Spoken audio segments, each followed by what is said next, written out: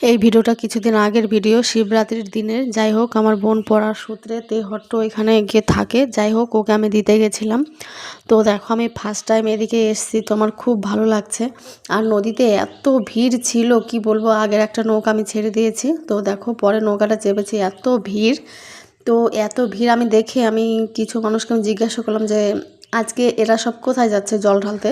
তো বলছে এরা জল ঢালতে যাচ্ছে না, এরা চান করতে যাচ্ছে। দেখো, এইটা হলো অজয় নদী, মানে যে দিকটা থেকে আমরা পার হচ্ছি এদিকটা অজয়, আর পার হয়ে যেখানে যাব ওটা হলো গঙ্গা। মানে দুটো নদী এখানে মিশেছে, সেই কারণে দেখো সবাই চান করতে ওই পারে যাচ্ছে।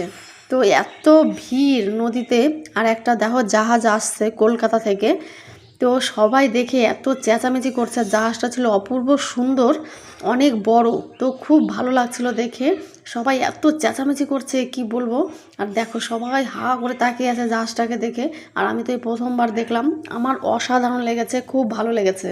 দেখো কাছ থেকে দেখতে অসাধারণ, সবাই টাটা দিচ্ছে, সবাই ক্যামেরায় বন্দি করছে, সবাই ছবি তুলছে, তো খুব ভালো।